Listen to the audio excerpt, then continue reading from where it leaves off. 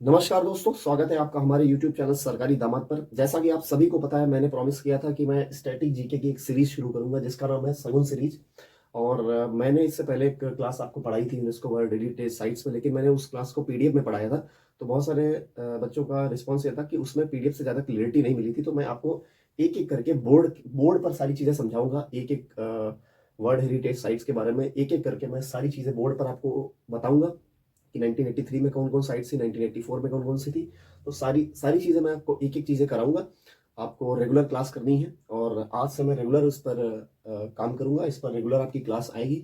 अगर आपने कोई भी स्टेट एग्ज़ाम की तैयारी कर रहे हो, चाहे आप Delhi police, UP police, UPSI, SSC, railway, bank, SSC, CGL, MTS, GD, जिसमें आपकी स्टैटिक जीके हर एग्ज़ाम में आती है। अगर आपने ये सीरीज़ हमने कंप्लीट कर ली, तो हमें नहीं लगता इससे बाहर स्टैटिक जीके का आपका एक भी क्वेश्चन बाहर जाएगा। मैं गारंटी ले रहा हूँ, अगर आपने ये सीरीज पूरी कंप्लीट कर ली, तो आज से मैं इसका शुरुआत करने जा रहा हूँ। आज से इसकी शुरुआत है। तो आप लोग मुझसे जुड़िए और अगर आपने अभी तक मेरा चैनल सब्सक्राइब नहीं किया तो सब्सक्राइब जरूर कर लीजिए, ताकि आपको फटाफट आपको नोटिफिकेशन मिलती रहे। ठीक है, तो हम बिना देरी किए वीडियो को हम लोग शुरू करते हैं कि यूनेस्को वर्ल्ड हेरिटेज साइट्स के बारे में हम लोग शुरू करते हैं, समझना शुरू करते हैं। और ऐसी ऐसी ट्रिक्स आपको बताऊंगा जिससे आपको क्लास में ही याद हो जाएगा। कहीं आपको बाहर से कुछ याद करने की जरूरत ही नहीं पड़ेगी। मैं आपको इस तरह से पढ़ाऊंगा। ठीक है, पहले नंबर पर आपको मैं शुरू करता हूँ क्लास को बिना लेट किए। पहले नंबर पर आपको क्या पढ़ना है वो मैं पहले आपको बताता हूँ। देखो, नंबर वन पर हमें ये पता होना चाहिए कि यूनेस्को यूनेस्को के बारे में पहले हमें पता होना चाहिए यूनेस्को का फुल फॉर्म क्या होता है। जो मैं लिखता जा रहा हूँ उसको आपको अपने नोट्स पर कंटिन्यू लिखते जाना है। पेन और कॉपी लेकर बैठ जाइए। जो भी बच्चा पेन कॉपी लेकर नहीं बैठा है वो पछताएगा। और जो जो लिखता जा रहा हूँ उसको नोट्स के फॉर्म में आप नोट करते जाइए। और इसका जो मैं लिखता जाऊंगा, इसके जो नोट्स है वो मैं आपके टेलीग्राम चैनल पर डाल दूंगा। वहां से डिस्क्रिप्शन में लिंक उसकी डालूंगा, आप वहां से जाकर के टेलीग्राम पर आपके क्लास के नोट्स आपको मिल जाएंगे। ठीक है, तो देखिए यूनेस्को में क्या है। यूनेस्को का पहली बात फुल फॉर्म आप देखिए क्या होता है। यूनाइटेड नेशंस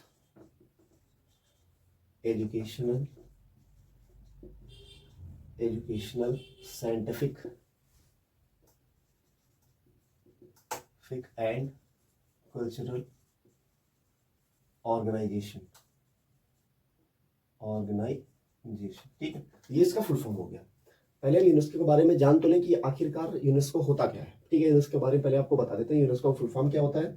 अब इसकी फॉर्मेशन कब हुई थी वो आप लिखिए। जैसा जैसा मैं लिखा रहा हूँ आंख बंद करके आप बस लिखते जाइए, आपको सब धीरे धीरे समझ में आने लगेगा। आपने क्लास को आपको ध्यान से बस सुनते रहना है। ठीक है, इसकी जो फॉर्मेशन हुई थी 16 नवंबर 1945 को हुई थी। ठीक है, 16 नवंबर 1945 को इसकी स्थापना हुई थी। स्थापना जो हिंदी मीडियम वाले हैं उसको स्थापना, यहाँ पर फॉर्मेशन की जगह पर आप स्थापना भी लिख सकते हो। ठीक, इसका हेडक्वार्टर कहाँ पर है और आप नोट करते रहिए, क्योंकि मैं बोर्ड से मिटाता रहूंगा ताकि मैं और चीजें आपको बतानी होंगी, तो मैं लगातार आप नोट करते रहिए। ठीक है, हेडक्वार्टर इसका कहाँ पर है, पेरिस फ्रांस में। ठीक है, उसके बाद अब हमें ये पता होना चाहिए कि यूनेस्को वर्ल्ड हेरिटेज साइट्स को इतना संभाल के क्यों रखा जाता है। संभाल के इसलिए रखा जाता है क्योंकि हम आने वाली जनरेशन को हमें दिखाना होता है कि ये सारी चीज़ें हमारी कल्चरल एजुकेशनल साइट्स हमारी थी, जिनको हमने बचा के रखा है ताकि नेक्स्ट जनरेशन इसको देख सके। जो हमसे आने वाली नेक्स्ट जनरेशन है उसको वो देखे। ठीक है, जैसे जो पिछली जनरेशन थी उसने इसको संभाला। ठीक है, तो हम लोग इसको देख रहे हैं, वैसे हम लोग इसको संभालेंगे तो फिर अगली जनरेशन इसको देखेगी। उस तरह से आपको एग्जांपल दे रहा हूँ। ठीक है, तो इसलिए इसको संभाल के रखा जाता है क्योंकि नेक्स्ट जनरेशन उसको देख सके। ठीक है, उसको संभाल के रखा जाता है। ठीक, अब देखो इसमें कुछ इंपॉर्टेंट बातें आपको बताऊंगा, वो आपको लगातार पॉइंट्स के फॉर्म में लिखते जाना है। नंबर वन पॉइंट में आपको क्या लिखना है, नंबर वन पॉइंट में आपको लिखना है भारत। जो जो लिखवा रहा हूँ बस आप वैसे ही लिखते जाइए। शायद आप वैसे बहुत सारे बच्चों को क्वेश्चन पता हो कि भारत का सबसे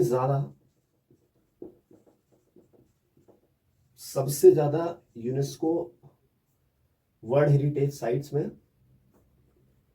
आप समझ लीजिएगा यूनेस्को लिखा है, वर्ल्ड हेरिटेज साइट्स इसका शॉर्ट फॉर्म लिख दिया। ठीक है, यूनेस्को वर्ल्ड हेरिटेज साइट्स वाला जो राज्य है इंडिया का वो कौन सा है, पता होगा। बहुत सारे बच्चों ने जो पढ़े होंगे उनको पता होगा वाला राज्य कौन सा है। अब सभी को पता होगा महाराष्ट्र। कौन है सबसे ज्यादा, यहाँ पर क्या है, यूनेस्को वर्ल्ड हेरिटेज साइट्स है सबसे ज्यादा है। कहाँ पर है, महाराष्ट्र में। ये पहला पॉइंट है। दूसरा पॉइंट आपको जो नोट करना है वो ये है,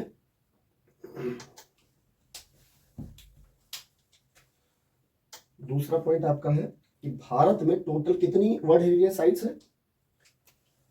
भारत में कुल 43, आपको इसके नोट्स मिल जाएंगे, परेशान मत होइए। 43 वर्ल्ड हेरिटेज साइट्स हैं, ठीक है, यूनेस्को वर्ल्ड हेरिटेज साइट्स है। इसमें से आपको ये भी लिखते जाना है, इसमें से जो आपकी है वो 35 कैसी हैं, सांस्कृतिक हैं,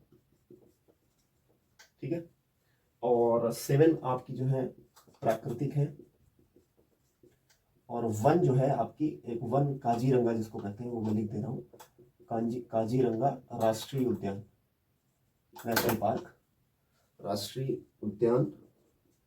ये क्या है, ये मिश्रित है, ये कैसी है, मिश्रित है। इसमें मतलब दोनों के गुण है, सांस्कृतिक के भी और प्राकृतिक के भी। ये दोनों, ये मतलब 43 यूनेस्को वर्ल्ड हेरिटेज साइट्स है, जिसमें से 35 कैसी है, सांस्कृतिक है, 7 प्राकृतिक है। एक आपकी जो बची वो कैसी है, मिश्रित है, मतलब उसमें सांस्कृतिक के भी गुण है और प्राकृतिक के भी गुण है, ठीक। नंबर 3 पे जो आपको पॉइंट लिखना है वो आप ये लिखिए, भारत, क्वेश्चन शायद आप में से बहुत सारे बच्चे जो लगातार स्ट्रेटेजी के पढ़ते हैं उनको पता होगा। भारत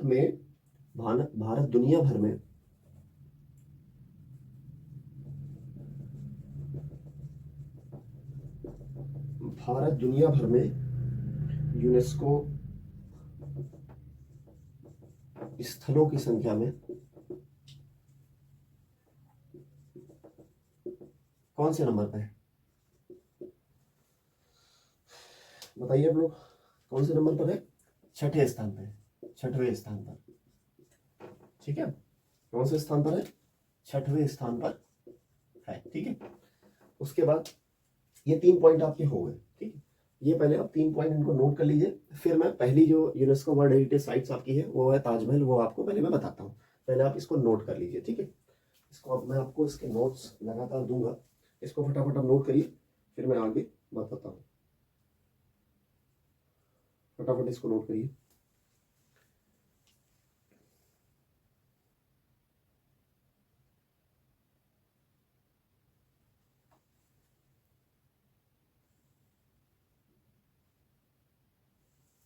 ठीक है, ये नोट होने के बाद, नोट हो गया होगा, अब इसको मैं रब कर दे रहा हूं। अब देखो, जो पहली आपकी वर्ल्ड हेरिटेज साइट्स है जिसका नाम है यूनेस्को वर्ल्ड हेरिटेज साइट्स है, जिसका नाम है आपका ताजमहल, क्या नाम है, ताजमहल, ठीक है, इसका नाम है ताजमहल। इसमें आपको 3 पॉइंट याद रखने, हमेशा जो है, हमेशा जो भी साइट आपको पढ़ाऊंगा उसमें से 3 पॉइंट। पहला पॉइंट क्या है, किस राज्य में है, नंबर 2 किस वर्ष उसको शामिल किया गया, ठीक है, और नंबर 3 इसका तथ्य क्या है, मतलब उसका फैक्ट क्या है, ठीक है। तो राज्य तो आप सभी को पता है कि उत्तर प्रदेश है, ताजमहल कहाँ, उत्तर प्रदेश में। इसको कब वर्ल्ड हेरिटेज साइट्स में शामिल किया गया 1983 में, ठीक है, 1983 में इसको यूनेस्को वर्ल्ड हेरिटेज साइट्स में क्या किया गया, में शामिल किया गया, ठीक है, 1983 में। इसके तथ्य जो आपको याद रखना है, पहला पॉइंट आपको क्या याद रखना है, जो पॉइंट बता रहा हूं वो बिल्कुल एग्जाम ओरिएंटेड बताऊंगा, कोई फालतू पॉइंट नहीं बताऊंगा आपको, कोई मुझे पीएचडी करानी नहीं है, एग्जाम पॉइंट ऑफ व्यू से बताऊंगा, जो एग्जाम में क्वेश्चन आते हैं उस पॉइंट ऑफ व्यू से सारी चीजें बताऊंगा, बस उन्हीं पॉइंट को आपको रखना है, बाकी कुछ भी उल्टा सीधा कुछ नहीं रखना है। तो नंबर 1 पे पॉइंट आप नोट करिए कि मुगल बादशाह शाहजहां ने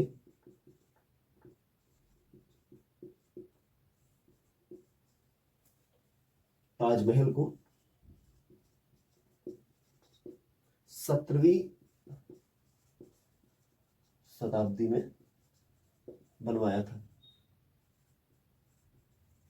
पहला पॉइंट ये हो गया नंबर 1। नंबर 2 पे जो आपको पॉइंट नोट करना है वो है कि यह जो ताजमहल है यह यमुना नदी के दक्षिण तट पर स्थित है, ठीक है, यमुना नदी के दक्षिण तट पर स्थित है। नंबर 3 जो आपको पॉइंट याद करना है, इसे इसे किसने किसने डिजाइन किया था? इसे उस्ताद अहमद लाहौरी ने डिजाइन किया था। क्या किया था? डिजाइन किया था। ठीक, बस आपको इतना ही याद करना है। ताजमहल में मैं आपको 1983 की जो 1983 में जो यूनेस्को वर्ल्ड हेरिटेज साइट्स में जो जो साइट्स जुड़ी थी, 1983 में 4 साइट्स थी। इसकी भी ट्रिक बताऊंगा, पहले चारों में बता दूं। पहली कौन सी थी? ताजमहल। ताजमहल को 1983 में शामिल किया गया था। इसके कुछ इंपॉर्टेंट फैक्ट है, वो आपको याद करने हैं। इसमें जो एक्स्ट्रा क्वेश्चंस बनते हैं, चाहो तो आप वो भी लिख लो। एक्स्ट्रा क्वेश्चंस कौन कौन से एग्जाम में ज्यादातर बनते हैं, ये भी मैं बता देता हूँ। जैसे कभी कभी पूछ लेता है कि यमुना नदी की लंबाई कितनी है, एग्जाम्स में कभी कभी आता है। यमुना नदी की लंबाई पूछ लेता है, पता होनी चाहिए आपको। कमेंट में बताओ आप कितनी लंबाई है, ठीक है। और यमुना नदी निकलती कहाँ से है, कमेंट में फटाफट बताओ कि यमुना नदी कहाँ से निकलती है। आप सभी जानते हो, सब पढ़े लिखे हो, ठीक है। और 2 ही क्वेश्चन ज़्यादातर आप पहले लिख लीजिए। यमुना नदी की लंबाई क्या है? 1385 किलोमीटर इसकी लंबाई है। और ये निकलती कहाँ से है? उत्तराखंड से, उत्तराखंड राज्य से, ठीक है। उत्तराखंड राज्य से निकलती है, ठीक है।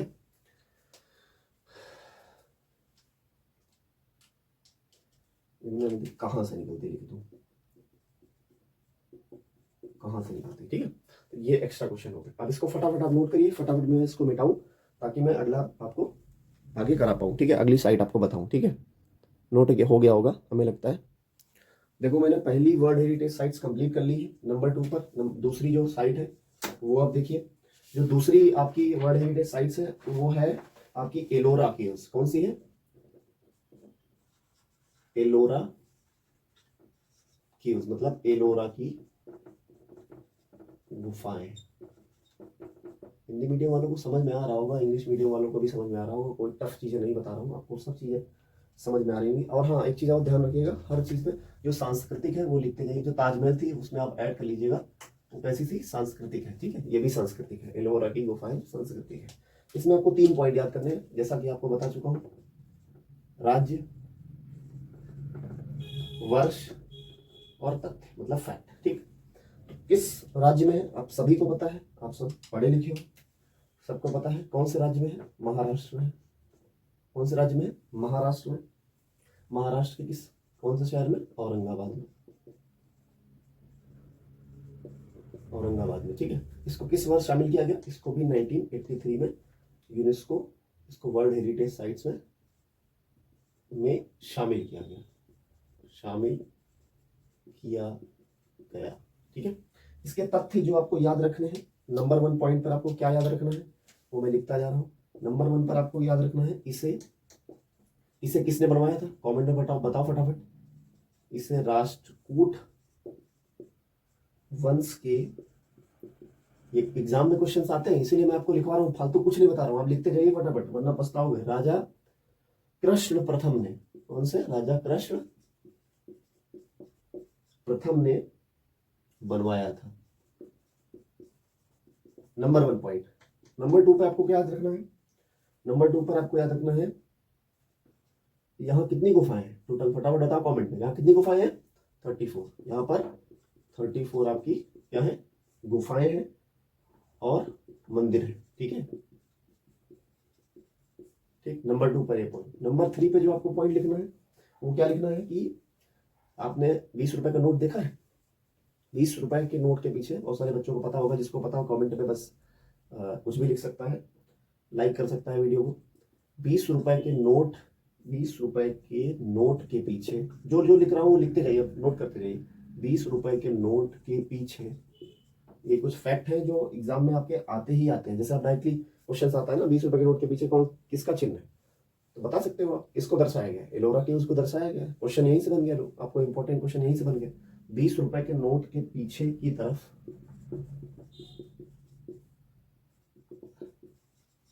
एलोरा केव्स को दर्शाया गया है, ठीक, ये आपका बस इतना ही याद रखना है, आपको इतना ही इंपॉर्टेंट है इसमें। बस आपको सेकंड जो मैंने आपको बताई है इसमें इतना ही इंपॉर्टेंट है, कुछ एक्स्ट्रा नहीं इंपॉर्टेंट है। ठीक है, कि नंबर 1 पर क्या याद रखना है, किस राज्य में, महाराष्ट्र औरंगाबाद में। इसको 1983 वर्ल्ड हेरिटेज साइट्स में इसको शामिल कर लिया गया। तथ्य इसका क्या, फैक्ट इसके क्या है, इसे राष्ट्रकूट वंश के राजा कृष्ण प्रथम ने इसको बनवाया था।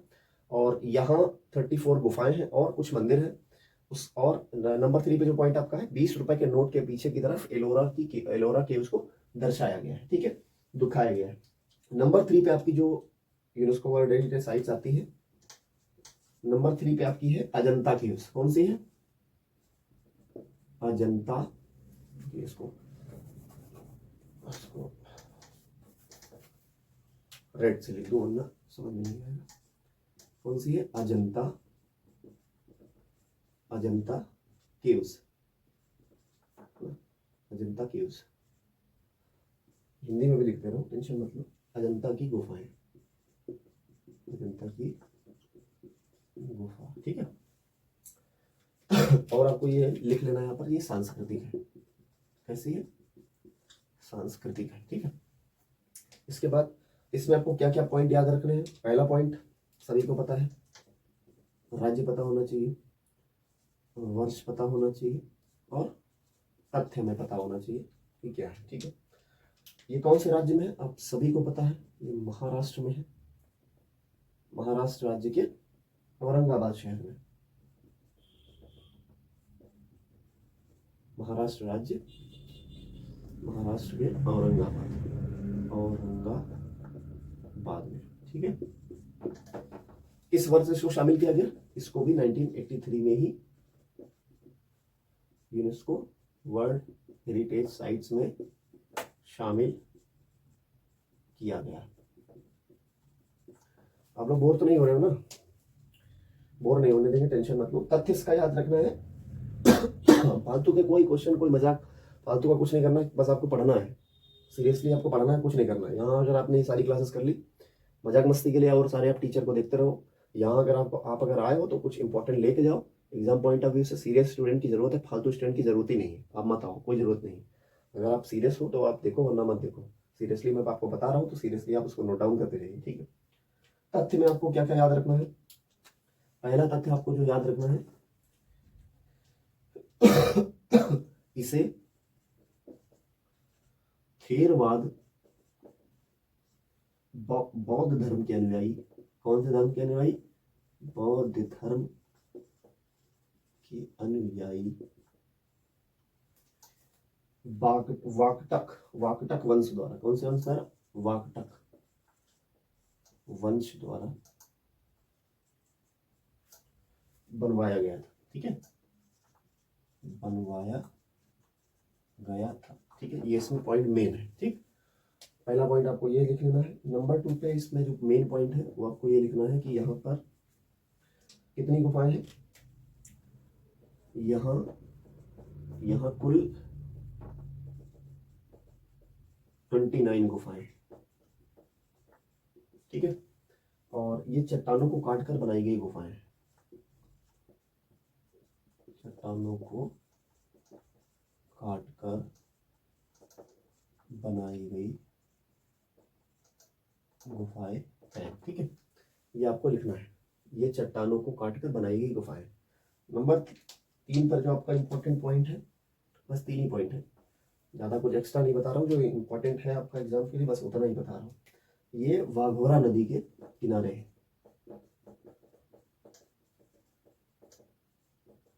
इसके बाहर कुछ जाएगा ही नहीं। ठीक है, ये वाघोरा नदी के किनारे है। देखो तीसरा जो आपको वर्ल्ड हेरिटेज साइट बताई वो सांस्कृतिक है, अजंता केव्स। किस राज्य में है, महाराष्ट्र के औरंगाबाद में। वर्ष 1983 में इसको वर्ल्ड हेरिटेज साइट्स में इसको शामिल किया गया। तथ्य इसका यह है कि इसे थेरवाद बौद्ध धर्म के अनुयायी वाकटक वंश द्वारा इसको बनवाया गया था। किस वंश द्वारा बनवाया गया था, वाकटक वंश द्वारा बनवाया गया था। और यहाँ पर टोटल कितनी गुफाएं हैं, 29 गुफाएं हैं। ये चट्टानों को काटकर बनाई गई गुफाएं हैं, ये पॉइंट याद रखिएगा। और वाघोरा नदी के किनारे ये स्थित है। ठीक है, तो 3 आपकी वर्ल्ड हेरिटेज साइट्स अब मैंने आपको बता दी। आप इसका स्क्रीनशॉट ले लीजिए, ये आपको इसकी क्लास की नोट्स आपको PDF में मैं टेलीग्राम पर अपने भेज दूंगा। टेलीग्राम की लिंक आपको डिस्क्रिप्शन में मिल जाएगी। अब इसको मैं रब कर दे रहा हूँ। अब नेक्स्ट देखिए आप, फोर्थ नंबर पर जो आपकी साइट्स है 1983 की लास्ट है। 1983 में 4 थी, चौथी मैं आपको बताने जा रहा हूँ आगरा फोर्ट। कौन सी है? आगरा फोर्ट, मतलब आगरा का किला।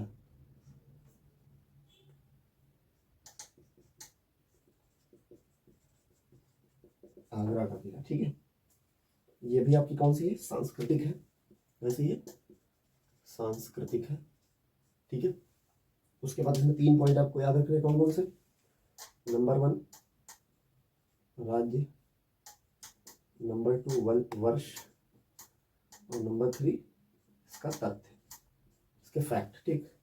तो किस राज्य में है? आप सभी को पता है इसको। कौन से राज्य में है? उत्तर प्रदेश में। आप सब गए भी होंगे, आप में से कौन कौन से लोग गए कमेंट में जरूर बताना, ठीक है।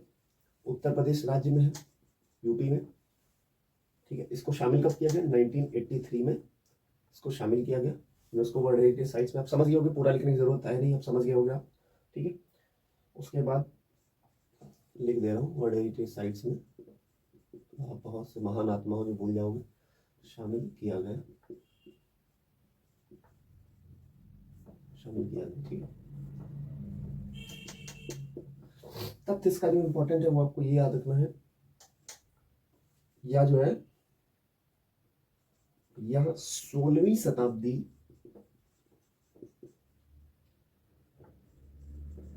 मुगल, 16वीं शताब्दी का मुगल स्मारक है। कौन सा स्मारक है? मुगल स्मारक। आप सभी को पता होगा इसको किसने बनवाया था, और इसे हम लोग कहते क्या है, जिसे आगे लिख सकते हो, जिसे आगरा, आगरा का लाल किला, आगरा का लाल किला भी कहा जाता है, कहा जाता है, ठीक। नंबर, ये हो गया नंबर 1 पॉइंट। नंबर 2 पे आपको जो याद रखना है वो क्या है इसमें इम्पोर्टेंट, कि इसको शाहजहां द्वारा निर्मित, इसको शाहजहां ने बनवाया था, सभी को पता है। शाहजहां ने अपनी पत्नी के याद में, मुमताज महल की याद में बनवाया था शाहजहां ने।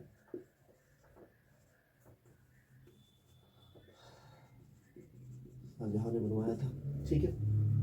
और नंबर 3 पे सबसे इम्पोर्टेंट आपका पॉइंट जो है वो याद रखिएगा, लाल, लाल बलुआ पत्थर से निर्मित, लाल बलुआ पत्थर से निर्मित किला। यह किला किस नदी के तट पर है? यमुना नदी के, सभी को पता होगा, यमुना नदी के तट पर। हम में से बहुत सारे लोग गए होंगे, है ना, तट पर स्थित है, ठीक। उसके बाद ये हो गया आपका फोर्थ वर्ल्ड हेरिटेज साइट्स आपको मैंने बताई। आगरा फोर्ट, उसको 1983 में इसको शामिल किया गया। कौन से राज्य में है? उत्तर प्रदेश में। इसके तथ्य क्या याद रखने, यह 16वीं शताब्दी का मुगल स्मारक है, जिसे आगरा का लाल किला भी कहा जाता है। नंबर 2 शाहजहां द्वारा इसको बनवाया गया था, और लाल बलुआ पत्थर से निर्मित यह किला किस नदी के तट पर है? यमुना नदी के तट पर स्थित है। ये हो गई फोर्थ आपकी, ठीक है। तो इसको मैं रट कर दे रहा हूँ, आप स्क्रीनशॉट ले लो या फिर मैं इसको मिटा दूँ, ठीक है। अब इसकी मैं ट्रिक आपको बता दूं, वो ट्रिक पहले आप लिख लीजिए, जो 1983 में सारी मैंने बताई है उसकी एक ट्रिक है, वो आपको जरूर याद करनी है। ट्रिक जो है वो आपको पहले लिख लो, ट्रिक जो है इसकी ट्रिक आपकी क्या थी? 1983 वाले, 1983 में जो शामिल हुए थे, 4 हुए थे ना, ठीक है। कौन कौन से अभी देखो याद करा देता हूँ आपको। ट्रिक याद करनी है कि आगरा में एलोरा और अजंता का ताज, अजंता का ताज, आगरा में एलोरा और अजंता का ताज। मतलब आगरा में हमने क्या पढ़ा? आगरा किला पढ़ा मैंने, पहला आगरा का किला पढ़ा, आगरा का किला पढ़ा, एलोरा की गुफाएं पढ़ी, इसको 1983 में शामिल किया। अजंता की गुफाएं पढ़ी कि नहीं पढ़ी? ताजमहल भी हमने पढ़ा, तो हो गई 4 हमारी। ये आपको ट्रिक याद रखनी है, आगरा में एलोरा और अजंता का ताज।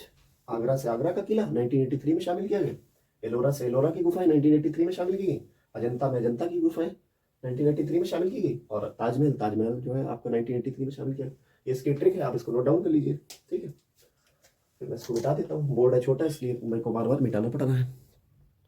अब देखो 1983 वाला हमारा खत्म हो चुका। 1983 में जितनी शामिल थी मैंने आपको बता दी। अब 1984 पे शुरू कर रहा हूँ। पांचवी है आपकी, ये 1984 से शुरू हो जाएगी। आपको वर्ष तो भी बता ही दूंगा। 1984 में पहली क्या थी? Sun temple. कौन सी थी? Sun temple. सन टेम्पल कहाँ पर है? सन टेम्पल यहाँ लिख सकते हो, कोणार्क। यहाँ लिख लो बगल में, हिंदी वाले लिख लो सूर्य मंदिर कोणार्क। ठीक है। सांस्कृतिक, कौन सी है? सांस्कृतिक है। ठीक है। सन टेम्पल जो है आपका, आप इसमें देखो पांचवी आपकी कौन सी है? Sun temple Konark. ठीक है, कोणार्क में है। ठीक है। इसमें आपको पॉइंट बता दें। नंबर 1 पर क्या है रखना है? राज्य, इस राज्य में है। नंबर 2 पे वर्ष। नंबर 3 पर तथ्य आपको लिखना है। देखो राज्य आपको सबको पता है, उड़ीसा। क्या है? उड़ीसा। उड़ीसा। ठीक है, उड़ीसा में है।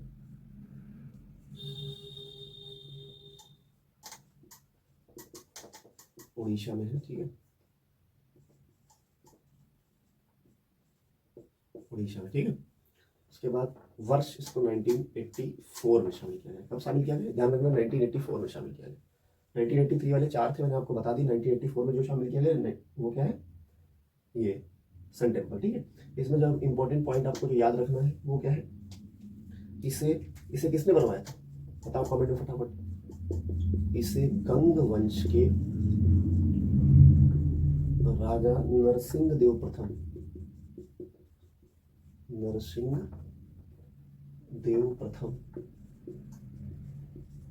नरसिंह देव प्रथम ने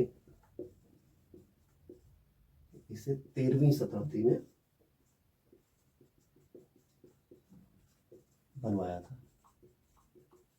ठीक है। नंबर 2 पर क्या है?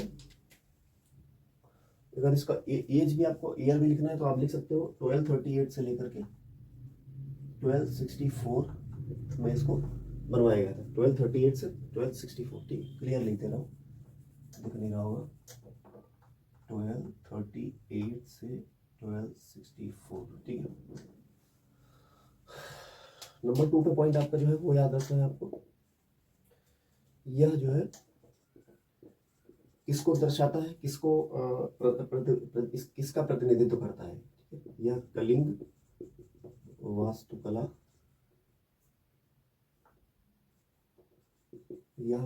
वास्तुकला,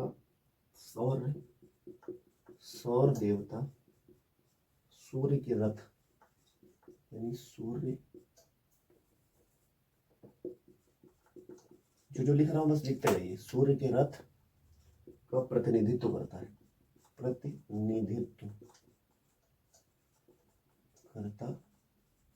है। ठीक है। सबसे इंपॉर्टेंट पॉइंट बताने जा रहा हूँ, बिल्कुल छोड़िएगा मत, इसको जरूर लिख लीजिए। 10 रुपए का नोट देखा है? उसके पीछे क्या दर्शाया गया है? याद करिए आप लोग, अभी याद आ जाएगा। 10 रुपए के नोट के पीछे की तरफ इसको दर्शाया गया है। ठीक है। ठीक। और एक पॉइंट और है, सबसे मेन पॉइंट, ये भी लिख लीजिए। इस मंदिर को यूरोपीय नाविकों द्वारा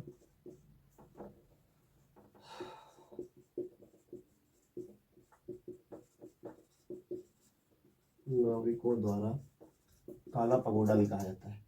सुना होगा ब्लैक पगोडा, काला पगोडा भी कहा जाता है। ठीक है, ब्लैक पगोडा आपने सुना होगा, ब्लैक पगोडा इसको कहा जाता है। ठीक है, क्या लिख दे रहा हूँ? Black pagoda. ठीक है। तो इसमें क्या क्या याद रखना है? सन टेम्पल 1984 में शामिल किया गया वर्ल्ड हेरिटेज साइट्स में, उड़ीसा राज्य में है। और तथ्य इसका क्या है? इसे गंग वंश के राजा नरसिंह देव प्रथम ने 13वीं शताब्दी में 1238 से 1264 के बीच में इसको बनवाया था। यह कलिंग वास्तुकला सौर देवता सूर्य के रथ का प्रतिनिधित्व करता है। 10 रुपए के नोट के पीछे की तरफ इसको दर्शाया गया है। और इस मंदिर को यूरोपीय नाविकों द्वारा काला पगोडा भी कहा जाता है। ये पॉइंट आपको जो 4 पॉइंट मैंने आपको बताए हैं वो आप जरूर लिख लीजिए, ठीक है। समझ में आ गया होगा, मैं इसको मिटाने जा रहा हूँ, ठीक है। नेक्स्ट बता रहा हूँ आपको। अब नंबर 6 पर आप देखिए, नंबर 6 पे आपकी है group of monuments at Mahabalipuram. Mahabalipuram,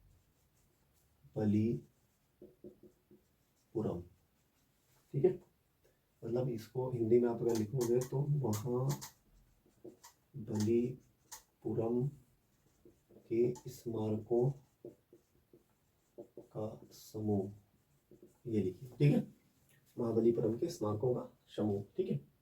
और ये ध्यान रखिए सांस्कृतिक है, ठीक है, सांस्कृतिक है आपका। उसके बाद इसमें 3 पॉइंट आपके कौन कौन से हैं जो आपको ध्यान रखने हैं।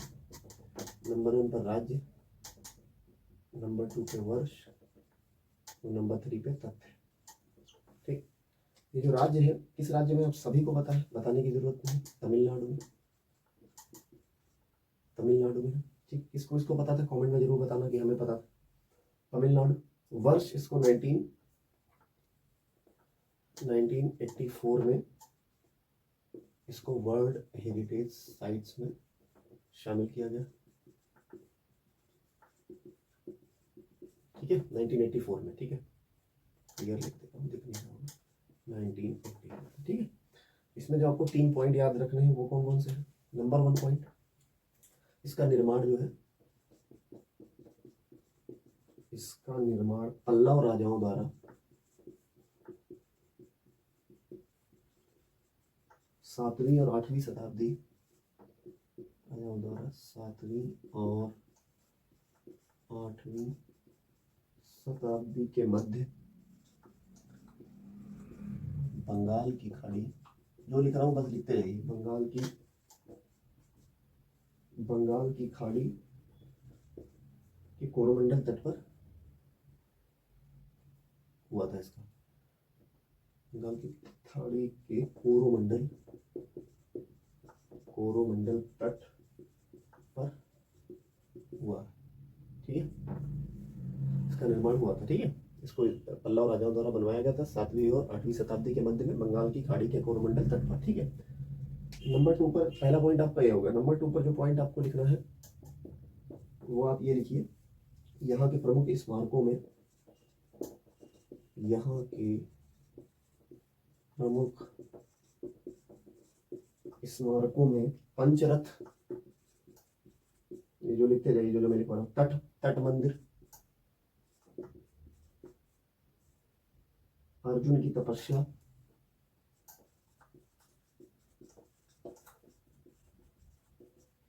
या गंगा का अवतरण,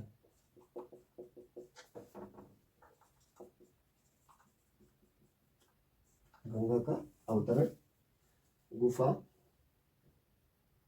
तथा गुफा मंदिर शामिल है, ठीक है। आदि इसमें शामिल है। ये 3 पॉइंट आपके लिए इसमें मैंने, इसके अलावा कुछ नहीं आपको पढ़ना है, ठीक।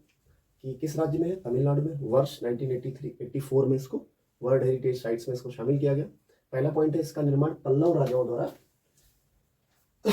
7वीं और 8वीं शताब्दी के मध्य बंगाल की खाड़ी के कोरोमंडल तट पर हुआ था, ठीक है। उसके बाद दूसरा पॉइंट है, यहाँ के प्रमुख स्मारकों में पंचरथ, तट मंदिर और अर्जुन की तपस्या, गंगा का अवतरण तथा गुफा मंदिर आदि इसमें शामिल है, ठीक है। ये हो गए 6 नंबर, इसको फटाफट नोट करिए, फिर आपको 7th नंबर बताऊं, ठीक है।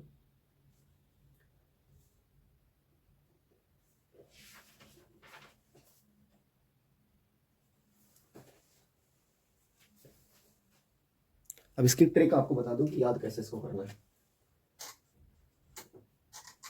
जो आपको 1984 में जो मैंने बताया है, ठीक है, उसकी ट्रिक क्या है वो अब ध्यान रखिएगा आप लोग। सूरज महान है, क्या याद रखना है, सूरज महान है। सूरज से सूर्य मंदिर और महान से महाबलीपुरम के स्मारकों का समूह, ठीक है। ये दोनों हो गए, ये ट्रिक हो गया, ये याद कर लीजिएगा, ठीक है। इस तरह आपको याद भी हो जाएगा। देखो ट्रिक भी बताता चल रहा हूँ, ठीक है। ट्रिक नोट करिए फटाफट, मैं इसको मिटाऊँ। अब देखिए 7th नंबर आपको बताने जा रहा हूँ। 1984 वाले खत्म हो गए, अब 1985 शुरू हो गए, ठीक है। 7th नंबर आपका है Kaziranga, Kaziranga national park, national park, ठीक है। काजीरंगा नेशनल पार्क आपका पता है, आपको कैसा है, प्राकृतिक है, कैसा है, प्राकृतिक, ठीक है।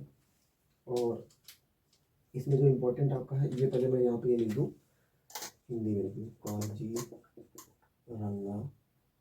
राष्ट्रीय उद्यान, ठीक है, समझ में आ गया होगा। अब देखिए इसमें 3 पॉइंट क्या क्या आपको याद करने हैं। राज्य, वर्ष और तथ्य, ठीक है। इस राज्य में है, सभी को पता है, असम राज्य में है। इसका वर्ष क्या है, 1985 में इसको शामिल किया गया। कब शामिल किया गया, 1985 में वर्ल्ड हेरिटेज साइट्स में शामिल किया गया, ठीक है। इसके पॉइंट्स जो आपको फैक्ट याद रखने हैं वो याद रखने हैं। देखो पहला पॉइंट है, यहाँ ब्रह्मपुत्र नदी के बाद के मैदानों, जो जो लिखवा रहा हूँ बस लिखते जाइए, मैदानों और मिकिर पहाड़ियों। देखो आपसे नदी भी पूछ सकता है और पहाड़ी भी पूछ सकता है, मैंने दोनों आपको बता दी। मिकिर पहाड़ियों, पहाड़ियों के बीच स्थित है, स्थित है, ठीक है। नंबर 2 पर आपको याद रखना है, नंबर 2 पर क्या याद रखना है, यहाँ यह एक सींग वाले गेंडे के लिए प्रसिद्ध है, सींग वाले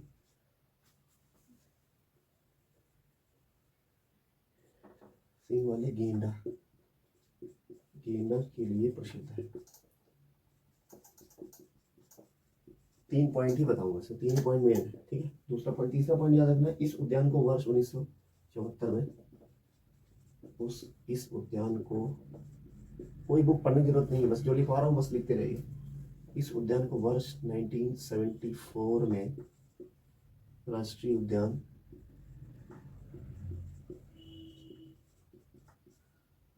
घोषित किया गया था, ठीक है। राष्ट्रीय उद्यान कब इसको माना गया, 1974 में इसको घोषित कर दिया गया कि ये राष्ट्रीय उद्यान है, ठीक है। काजीरंगा नेशनल पार्क कौन सा, कैसा है, प्राकृतिक है, राज्य असम राज्य में है। 1985 में वर्ल्ड हेरिटेज साइट्स में इसको शामिल किया गया। तथ्य क्या है कि ब्रह्मपुत्र नदी के बाद के जो मैदान है और मिकिर पहाड़ियों के बीच में ये स्थित है। यह एक सींग वाले गेंडा के लिए प्रसिद्ध है और इस उद्यान को वर्ष 1974 में राष्ट्रीय उद्यान के रूप में राष्ट्रीय उद्यान घोषित किया गया, ठीक है। अब इसको मिटाने जा रहा हूँ। आज आपको 10 ही कराऊंगा, 7th बताने जा रहा हूँ क्योंकि टाइम बहुत ज्यादा हो जाएगा, ठीक है। आप लोगों को भी दिक्कत होगी। 7 नंबर बता दे। 8 नंबर देखो, 8 नंबर जो आपको बताने का, केवला देव, KOLATEO, केवला देव नेशनल पार्क, हिंदी में इसको लिख दे रहा हूँ, केवला देव राष्ट्रीय उद्यान, ठीक। कैसा है, ये प्राकृतिक है, ये भी आपका क्या है, प्राकृतिक है, ठीक है। अब देखो इसमें 3 पॉइंट बताऊंगा, फटाफट नोट करते जाइए। पहला पॉइंट राज्य, आप तो सब अब रट गए होंगे, आपको है ना कौन कौन सा पॉइंट लिखने हैं, वर्ष, और तीसरा है तथ्य, ठीक है। तो राज्य कौन सा है, अब सभी को पता है कि भरतपुर राजस्थान में, ठीक है, भरतपुर राजस्थान, ठीक है। उसके बाद 1985 में इसको शामिल किया गया, ठीक है। 1985 में वर्ल्ड हेरिटेज साइट्स में इसको शामिल कर लिया गया। इसमें जो पॉइंट आपको याद रखने वो याद रखने, केवला देव यह एक मानव निर्मित, कैसा है, मानव निर्मित और मानव द्वारा अनुरक्षित अनुरक्षित आर्द्र भूमि, आर्द्र भूमि है, ठीक है।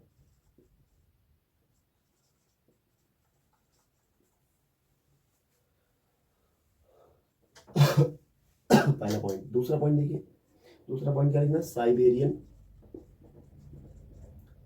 साइबेरियन क्रेन, साइबेरियन क्रेन और बड़ी चित्तीदार चील, बड़ी चित्तीदार, चित्तीदार चील, चील के लिए प्रसिद्ध है, प्रसिद्ध है, ठीक। नंबर 3 पे क्या पॉइंट है आपका, यह उद्यान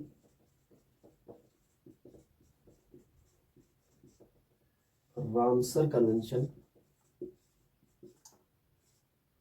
रामसर कन्वेंशन के तहत भी संरक्षित है।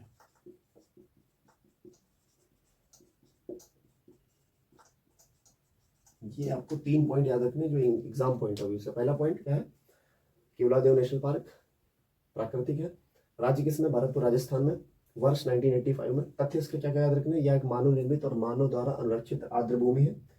उसके बाद साइबेरियन क्रीन और बड़ी चित्तीदार चील के लिए बहुत प्रसिद्ध है, जो केवलादेव नेशनल पार्क है, ठीक। और यह उद्यान रामसर कन्वेंशन के तहत भी इसको संरक्षित किया जाता है। 3 पॉइंट आपको याद रखना है, फटाफट आप नोट करिए, इसको मैं मिटाने जा रहा हूँ। अब देखिए 9th नंबर, 9th नंबर आपका है Manas wildlife sanctuary, wildlife sanctuary, ठीक है। मतलब मानस वन्य जीव अभ्यारण्य, इसको आप हिंदी में लिख लीजिए, मानस। हिंदी मीडियम वाले परेशान मत हो, आपको साथ में लेके चल रहा हूँ, पूरा हिंदी में ही लिख रहा हूँ, इसीलिए मानव वन्य जीव, क्योंकि इंग्लिश वाले बच्चे आराम से ट्रांसलेट कर लेते हैं, हिंदी वालों को ज़्यादा दिक्कत होती है, ठीक है। मानस वन्य जीव अभ्यारण्य, ये भी आपका कैसा है, ये भी आपका है प्राकृतिक है, ठीक है, ये आपका प्राकृतिक है।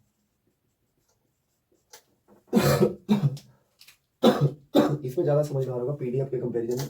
पीडीएफ में मैंने खुद देखा कि पीडीएफ में उतनी क्लियरिटी नहीं मिल पा रही थी, तो मैंने खुद पढ़ाना सोचा कि इससे अच्छा मैं थोड़ा बोर्ड पे पढ़ाऊँ ताकि ज़्यादा आपको समझ में आएगा, ठीक है। वर्ष और अब इसकी ट्रिक भी बताऊंगा, कितने किसमें इसमें शामिल है, किस किस सन में, 1983 में कितने, 1984 में कितने, 1985 में कितने, ठीक है। 1985 भी हम लोग पढ़ रहे हैं। तो कौन से राज्य में है, असम राज्य में है। किस वर्ष इसको शामिल किया गया, 1985 में शामिल किया गया, ठीक है। इसके बाद इसमें पॉइंट आपको क्या करना, यह जो अभ्यारण्य है आपका, सेंचुरी आपकी, यह अभ्यारण्य मानस नदी के किनारे, कौन सी नदी के किनारे, बहुत इंपॉर्टेंट क्वेश्चन है, मानस नदी के किनारे स्थित है, किनारे स्थित है, ठीक, पहला पॉइंट। दूसरा पॉइंट, साइबेरियन, नहीं, दूसरा पॉइंट, यह क्षेत्र एक जैव विविधता, जैव विविधता हॉट स्पॉट है, कैसा है, हॉट स्पॉट है। दूसरा पॉइंट, नंबर 3 आपको जो पॉइंट याद रखना है, क्या रखना है, यह उद्यान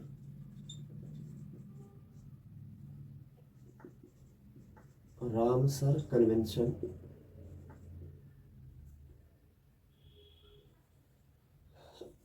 अच्छा मैंने उसको बता रहा हूँ उल्टा बता दिया। देखो 3rd नंबर जो है, यह अभ्यारण्य, बाघ और जंगली भैंसों के लिए प्रसिद्ध है, के लिए। आपको राइटिंग हमारी समझ में आ रही होगी, जल्दी बताना पड़ रहा है क्योंकि क्लास बहुत लंबी जा रही है। तो 9th नंबर पर क्या है, मानस वाइल्ड लाइफ सेंचुरी है, ठीक है, प्राकृतिक है, इस राज्य में है, असम राज्य में, वर्ष 1985 में इसको शामिल किया गया था। तथ्य इसके क्या है कि यह अभ्यारण्य मानस नदी के किनारे स्थित है, यह क्षेत्र एक जैव विविधता हॉटस्पॉट है, और यह अभ्यारण्य बाघ और जंगली भैंसों के लिए प्रसिद्ध है, ठीक है। तो 3 पॉइंट आपको याद रखने हैं, ठीक है। अब मैं इसको मिटाने जा रहा हूँ। इसकी ट्रिक देख लो, ट्रिक फटाफट देख लो। मानस ने काजी को केला दिया, मानस ने काजी को केला दिया, ये 85 के लिए बता रहा हूँ आपको, 1985 वाले जो 3 थे ना हमारे, 3 मानस से आपको क्या याद रखना है, मानस वाइल्ड लाइफ सेंचुरी है ना, काजी से आपको क्या याद है? काजीरंगा, काजी, काजीरंगा याद रखना है। केला से केवला देव, केला देव राष्ट्रीय उद्यान, ठीक है। मानस ने काजी को केला दिया, ये 1985 के लिए ट्रिक है, आपको याद रखनी, ठीक है। इसको मिटा रहा हूँ, ठीक है। अब आज की क्लास का लास्ट जो है आपको पढ़ने जा रहे हो आप लोग। आज की क्लास का लास्ट है जो खजुराहो के स्मारकों का समूह, हम लोग आज पढ़ेंगे, लास्ट पढ़ने जा रहे हैं खजुराहो के स्मारकों का समूह। 10th नंबर क्या है? खजुराहो के स्मारकों का समूह, ठीक। इंग्लिश में इसको लिख दो Khajuraho group of monuments, Khajuraho group of monuments, ठीक है। Khajuraho group of monuments. अब देखो ये कैसा है, पहली बात ये हमको याद रखना है, सांस्कृतिक है। कैसा है? सांस्कृतिक है। कैसा है? सांस्कृतिक है। पहली बात ये ध्यान रखना है। उसके बाद इसको 3 पॉइंट आपको क्या क्या बताए थे? राज्य, लास्ट आपको बताने जा रहा हूँ, राज्य, वर्ष और तथ्य। किस वर्ष इसको शामिल किया गया? कौन से राज्य में? मध्य प्रदेश में। एमपी वाले हो ना इसमें, तो यहाँ जरूर घूम के आओ, घूम के आए भी होंगे आप लोग, एमपी में है। वर्ष 1986 में इनको शामिल किया गया, ठीक है। और इसके तथ्य जो आपको पहला पॉइंट याद रखना है, यह चंदेल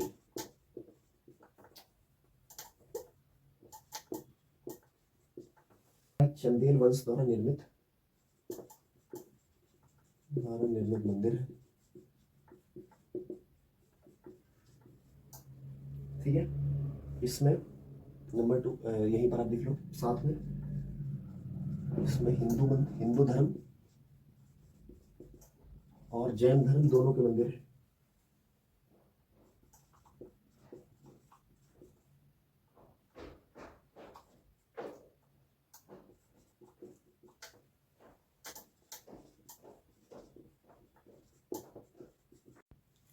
तो इसमें पहला पॉइंट है कि यह चंदेल वंश द्वारा निर्मित मंदिर है और इसमें हिंदू धर्म और जैन धर्म दोनों धर्मों के इसमें मंदिर है, ठीक है। पहला पॉइंट आपको ये याद करना है।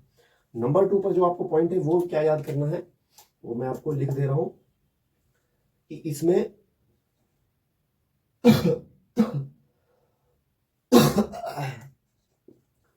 इसमें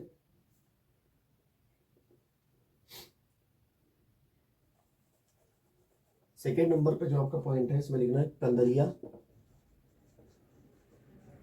कंदरिया महादेव मंदिर।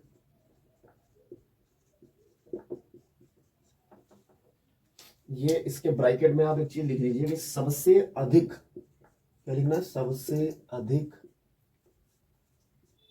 देखा जाने वाला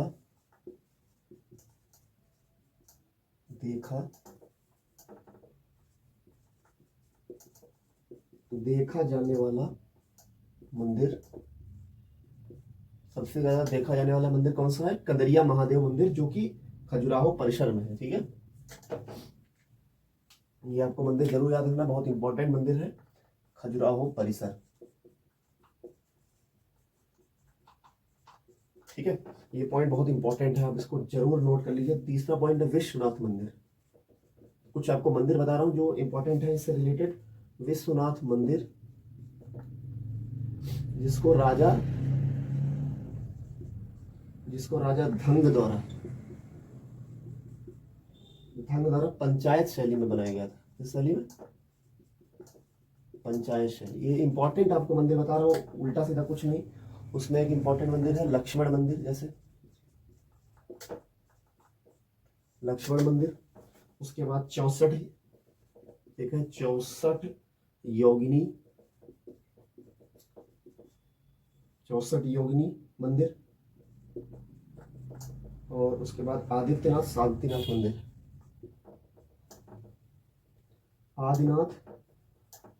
आदित्यनाथ नहीं, आदिनाथ तथा आदिनाथ मंदिर तथा शांतिनाथ मंदिर काफी प्रसिद्ध है। ठीक है। इसमें क्या क्या आपको ध्यान रखना है कि नंबर 10 पे जो आपका खजुराहो के स्मारकों का समूह है, मतलब खजुराहो ग्रुप ऑफ मॉन्यूमेंट्स, ये 10 नंबर पे आपकी जो यूनेस्को वर्ल्ड हेरिटेज साइट से सांस्कृतिक है। राज्य इसका मध्य प्रदेश है, एमपी राज्य में। वर्ष 1986 में इसको क्या किया गया, यूनेस्को वर्ल्ड हेरिटेज साइट्स में इसको शामिल किया गया। तथ्य इसके ये थे इंपॉर्टेंट कि इसे चंदेल वंश द्वारा निर्मित मंदिर है ये, और इसमें हिंदू धर्म और जैन धर्म दोनों के मंदिर है। नंबर 2 पर जो आपको पॉइंट याद रखना है वो कंदरिया महादेव मंदिर, सबसे अधिक देखा जाने वाला मंदिर खजुराहो परिसर में। सबसे क्वेश्चन पूछ सकते हैं कि खजुराहो स्मारकों के समूह में सबसे ज्यादा देखा जाने वाला मंदिर कौन सा है, तो आप क्या बताओगे, कंदरिया महादेव मंदिर। अगर इस क्वेश्चन को जो लोग जानते हैं उसमें कमेंट में जरूर बताना कि मुझे पता था, ठीक है, पहले से मुझे पता था, तो मैं उसको आगे उसको अप्रिशिएट भी करूंगा, कमेंट में बताऊंगा, ठीक है। विश्वनाथ मंदिर राजा धंग द्वारा पंचायत शैली में बनाया गया था। ये कुछ इंपॉर्टेंट मंदिर आपको बताया, जैसे लक्ष्मण मंदिर, 64 योगिनी मंदिर, आदिनाथ मंदिर और शांतिनाथ मंदिर। ये आपको मैंने 10 यूनेस्को वर्ल्ड हेरिटेज साइट्स आज की क्लास में मैंने कवर करी है। क्लास काफी लंबी हो चुकी थी, इस वजह से मैंने 10 ही कवर करी है। अगले वीडियो में मैं आपको 10 कवर करूँ, 43 है, 4 क्लासेस में मेरा UNESCO world heritage chapter complete हो जाएगा। तो इसके बाद मैं जो चैप्टर आप बताओगे मैं उस हिसाब से फिर अगला चैप्टर शुरू करूंगा, या मैं फिर अगर आप नहीं बताओगे तो मैं अपने हिसाब से आपको चैप्टर आगे बताऊंगा कि कौन सा चैप्टर आपके लिए सही रहेगा। तो आपको मुझे इतना विश्वास है अपने आप पर, और मुझे पता है कि जिस हिसाब से मैंने चीजें बताई हैं आपको कोई बुक खरीदने की जरूरत ही नहीं है। जितनी चीजें मैंने बताई है आप इनको अपने नोट्स बना लीजिए। अगर आप नोट्स नहीं बना पा रहे हो कोई बात नहीं, मैं इनकी क्लास की नोट्स आपको पीडीएफ के फॉर्म में दे दूंगा। आपके पास जिनके पास टाइम कम है उनकी पीडीएफ निकलवा सकता है। टेलीग्राम चैनल पर लिंक मैं दे दूंगा, उसमें डिस्क्रिप्शन में पड़ी होगी, आप वहां से जाकर टेलीग्राम चैनल मेरा ज्वाइन कर लीजिएगा, तो उस पर आपको मेरे टेलीग्राम चैनल पर मिल जाएगी, ठीक है। इसकी पीडीएफ मिल जाएगी क्लास की, उससे आप पढ़ सकते हो। ये क्लास नोट्स आप रेगुलर पढ़ते रहो, रिवाइज करते रहो, कहीं से कुछ स्ट्रेटेजी की आपको पढ़ने की जरूरत नहीं। जितनी क्लास में कराऊंगा आप रेगुलर क्लास करते जाओ, कोई दिक्कत नहीं आई। और अभी तक अगर आपने मेरा चैनल सब्सक्राइब नहीं किया तो सब्सक्राइब कर लीजिए, ताकि मैं इतनी इंपॉर्टेंट चीजें आपको बताता हूँ तो आपको ये चीजें सबसे पहले पता चलती रहे, ठीक है। तो आज के लिए इतना ही, बाकी के लिए कल मिलते हैं। आपको अगली अगली 10 यूनेस्को वर्ल्ड हेरिटेज साइट्स में आपको जब बताऊंगा तब मिलते हैं, ठीक है। थैंक यू, जय हिंद।